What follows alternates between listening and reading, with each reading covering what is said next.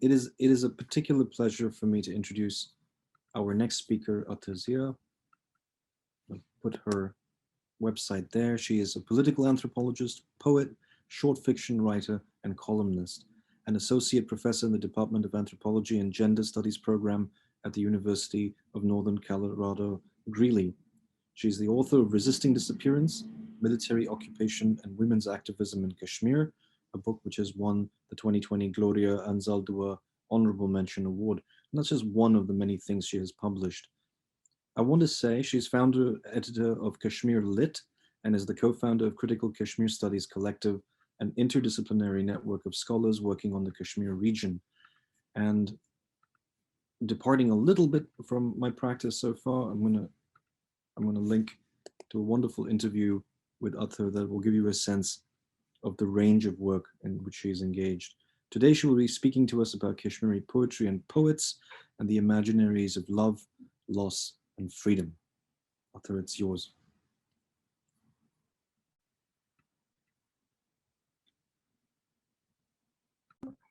Thank you so much, Sonam. Let me just get this in order so that so I just have one slide that's going to kind of beam as I'm talking. Thank you so much, Neeti. Thank you everyone for organizing this. And thank you, Sonam, for moderating the session. And I'm so happy to be on a panel. I can see my old friend Shella here. And I think she's done the foundational work that is required to kind of get a context to my paper. So I'm going to put some meat on the bones. So this is part of a larger project, and I'm hoping that the stories that I'll be talking about, they make sense and they kind of give you an idea of where Kashmir and Kashmiri struggle and Kashmiri people stand. So before you, the slide that you are seeing right now, on left side, you have a picture of a woman. There is a woman that I'm speaking about in the paper, but this is not the same person. This is just an exemplary picture that kind of gives you an idea of the women who are searching for the people and persons who have been disappeared in Kashmir. And on the right side, you have a picture of a poet. He's actually writing, he's just engraving this verse on his burnt house. And I'm going to talk about him as well. And this is, I just pulled it from the public domain, so it's not my picture, and the other one is from my archive. So I'm going to be talking about Kashmiri poetry. So I'm not talking about the content. I'll be talking about basically the poets themselves. The talk is titled Kashmiri Poetry and the Imaginaries of Love, Loss, and Freedom. How does one write in a place where words are banned and bodies are killed? What happens to those who are writers and poets in such a place? And specifically, how does one even read these death-defying writers? Not just their work, but also as human beings. I mull over these questions, specifically in case of Kashmir, the part under Indian military occupation, where repression has been relentless and ever growing. Writing, any kind, be it journalism, fiction, prose, or poetry, or even clerical memos, if it speaks truth to power, it is essentially censured, surveilled, and downright dangerous. How does it stay and create and inform? During a time of unspeakable violence, it seems like the space for memory is constricted. What does it mean to forget, or that no one remembers? While the Indian government has long been in the process of thwarting memory through repressive erasure, counter-memory also materializes. In this paper, I try to make sense of things that are before us as resistance in so many forms. I'm reading, I have to beam this and I'm reading from my phone, so this is kind of a little bit problematic, so just bear with me. That in the face of erasure needs to be reiterated with ethnographic vigor. Let's look at the example. Let's, for example, look at poetry in Kashmir. Often when we think of poetry in Kashmir or about Kashmir in contemporary times, Agha Shahid's figure looms large. Readily accessible to English-speaking global audiences, Shahid has become the de facto bard of Kashmir's tragedy.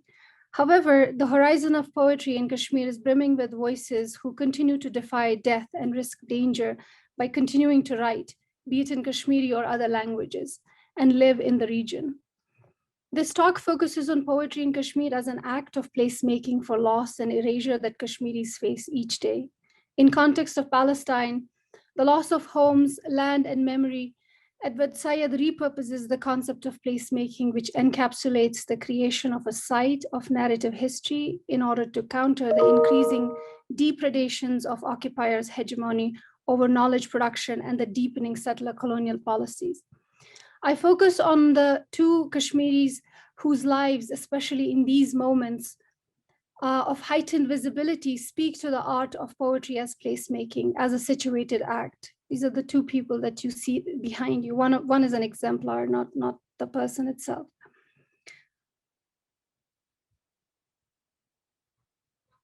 Herein, poetry emerges not only as a form or a genre of writing, but as an act creating a right to remembered presence. It becomes a way to history, reclamation, and recovery. Habla is a Kashmiri woman who lives in the outskirts of Srinagar and has never attended school. She cannot read or write. Around 60 years of age when I first met her, she did not think of herself as a poet or of any type of writer, nor called herself one. She has been stringing verses all along as she could recall. And the other Kashmiri on the right side that you see is Madhosh Balhami, a poet, if you will, who since 2018 has been pushed into the forefront of Kashmir's conscience by dint of the war that literature, specifically poetry here, consistently wages against Indian hegemony. Poetry becomes pivotal to crafting, mobilizing, and sustaining political and cultural resistance against the hegemonic power that India is. In both these exemplars, writing of poetry emerges as an act of placemaking for what is made to be lost, disappeared, or burned, or annihilated by state terrorism. As part of subjugated knowledges, a way of remembering as well as forgetting, a counter memory to dominant histories, poetry becomes a site of collective evidence. It emerges not just as words, but as an act, as placemaking which reimagines and repurposes what is made criminal or illegal, redundant or obsolete, deviant or killable, as the Kashmiri body has been constructed in the Indian imaginary, and of course, law. Since the inception of India, only prevailing mode of biopower in Kashmir is necropolitics, where all types of power is engaged in creating a system of hegemonic violence, dictating who may live and who must die, more focus on making die. As one of the most densely militarized regions in the world, Kashmir has often been called world's largest open-air prison, where Indian occupation and its colonial constitutionalism has been deployed to perfect its necropolitical practices. In this de facto camp, India has created conditions to control, harass, and annihilate Kashmiris. The destruction of memories as well as physical and conceptual spaces is imminent. When memories surface, they appear as ghosts, visible and invisible at the same time. People try to forget, rather they remember to forget. In the current historic moment, Kashmiris are even more haunted than ever.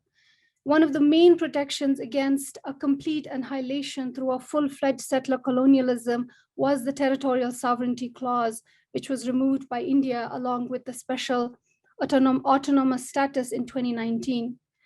The looming dispossession, loss of territory, and identity is palpable. Yet each day, the emphasis on collective memory remains strong. So first, I'm going to talk about Habla, not a poet. When I first met Habla, she was sitting in the middle of a sun-filled courtyard. Her roomy eyes with translucent pupils gazed at the turnips that she was cleaning for dinner. She was humming mechanically. Habla was not fully there, said her husband, pointing to her head. Habla's son Rafiq, a pharmacist, was one of the Kashmiri men subjected to enforced disappearances by the Indian troops in the 1990s. In that decade, the disappearances were part of a tacitly approved repertoire of punishments used by Indian occupation to suppress Kashmiri Tehreek, which is the local word for resistance. Thus far, between 8,000 to 10,000 Kashmiri men, both combatants and non-combatants, have been disappeared by the Indian government forces. Since her son's disappearance, Habla had descended into the depths of mourning. She pulled at the peran, which is a loose gown worn during winters and also summers, exposing a little skin raw and red with green crust suggested an infection underneath. She clawed over the scabs, drawing blood. Earlier, her husband had told me that ever since her son disappeared, she falls into episodes of weeping and beating her chest and face. Throughout the day, uncaring of whether people are around or not, she strings heartbreaking songs. Her family told me that she had always been good at wedding songs and ceremonial lyrics. And all her life, she had been sought after for weddings as well as funerals, where her lyrical skills would heighten the occasion. Since Rafiq had been disappeared, her songs had intensified and become her only solace. She would often repeat this verse from a longer poem, and I'm translating here.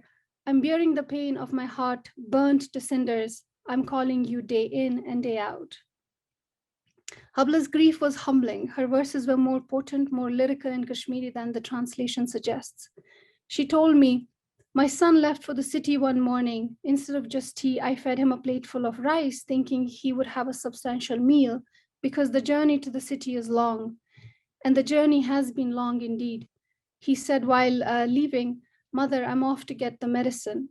Saying this, Habla paused and added, since then I've been ailing. My medicine is still in arrival. My heart has pus. I'm left untreated. Like the kin of other disappeared, Habla and her husband have collected office memos, inane flyers, circulars from government offices pertaining to the issue of disappearance, which are of little consequence to their case. Habla expectantly pushed the papers towards me. She elegantly strung gut-wrenching words together. My Rafiq is lost. Now this, showing the documents, is my Rafiq, but it brings no Rafaqat, which means succor. Habla called the paperwork her Rafiq, which is not only her son's name, but means a friend, and emphasized that it provide no Rafaqat, meaning no assistance, which is again derived from the word Rafiq. Her tragedy is immense and her power of expression amplifies it. I felt the acute need for Habla's verses to be recorded. To me, it was a treasure that was undiscovered and steadily being lost in anonymity. I did not have much to offer by way of finding Rafiq, but I wanted to arrange for recording of her songs and poems. Habla declined the offer. I persisted in making requests, but she never agreed. She would say, I lost the most beautiful song of them all, her son, who was written by God himself. I would disappear every word I utter if he only were to appear. As a devotee of the written word, I could not come to terms with Habla's disappearing poems. How does one listen to poems and songs if one is not supposed to record them, or hear them, or read them ever again? How does one comprehend these losses as well? I asked her family if they remembered any of her songs. The only one her husband recalled that she would hum often was the one that I had briefly filmed before she shut me down completely.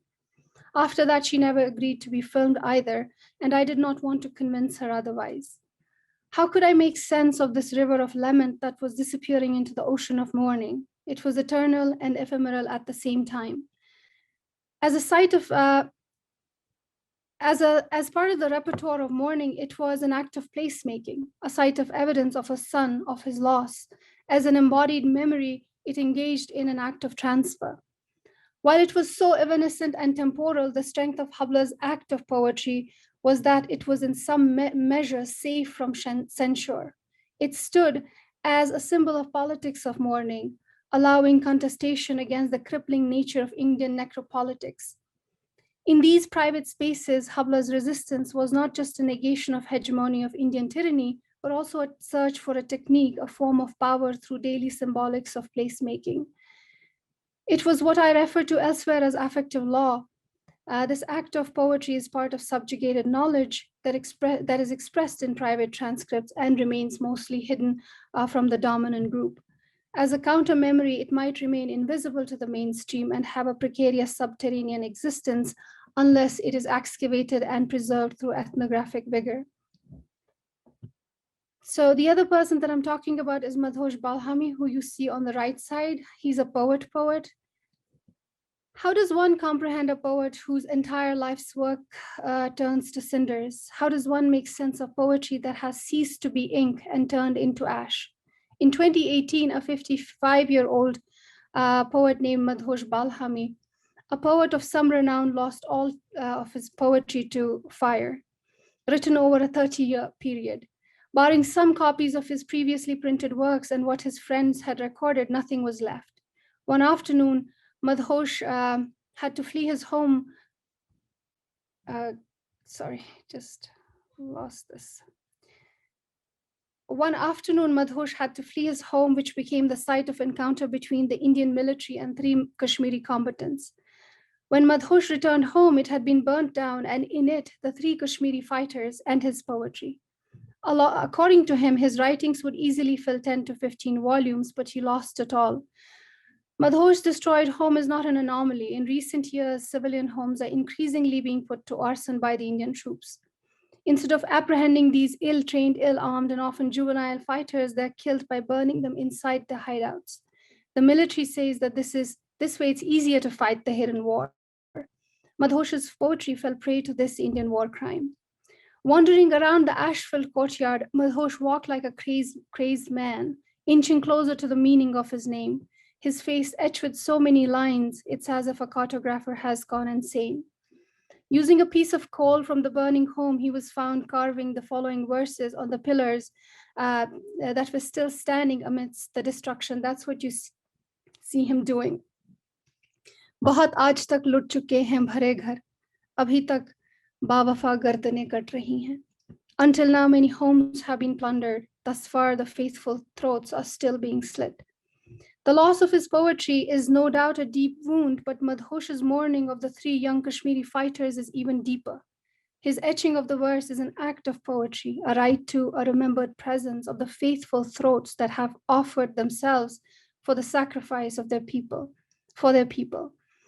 Collective memory here is not an inert and a passive thing, but a field of activity in which past events are selected, reconstructed, maintained, modified, and endowed with political meaning, as Advait Syed tells us.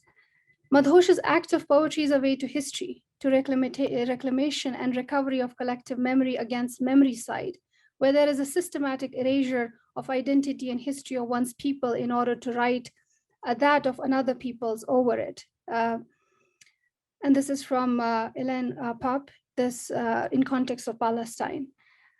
That what has been constituted as Indian and nationalized Indian patterns in the last 72 years have been steadily imposed over everything Kashmiri. In that rendition, the combatants who were killed are criminalized by the Indian state as terrorists.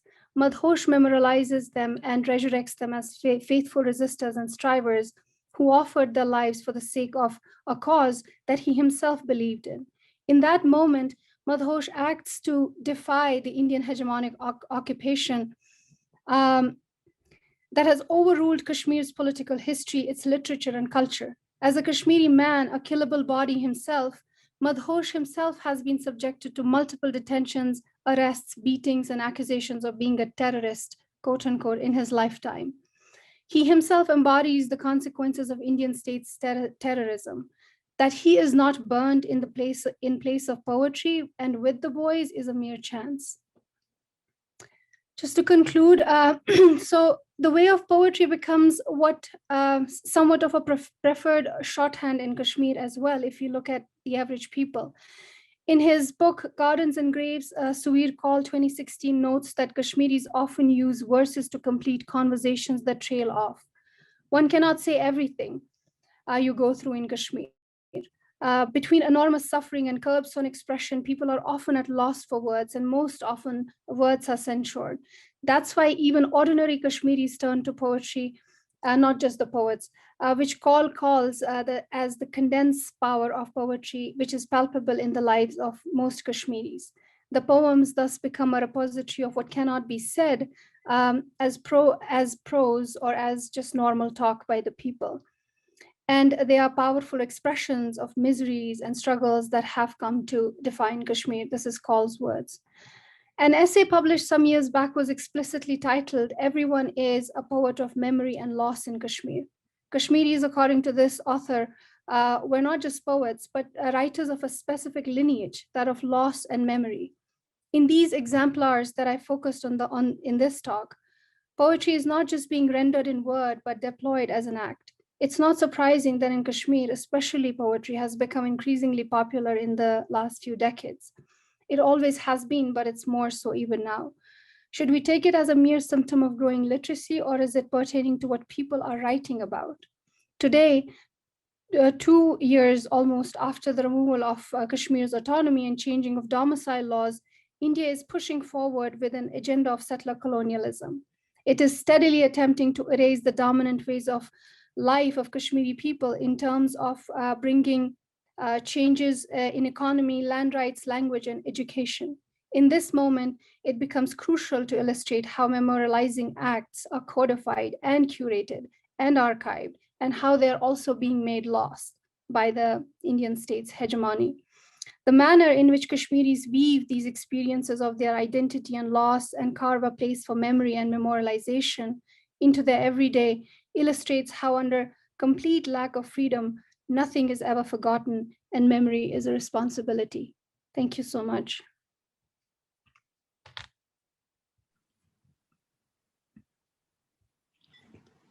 Thank you, Ather.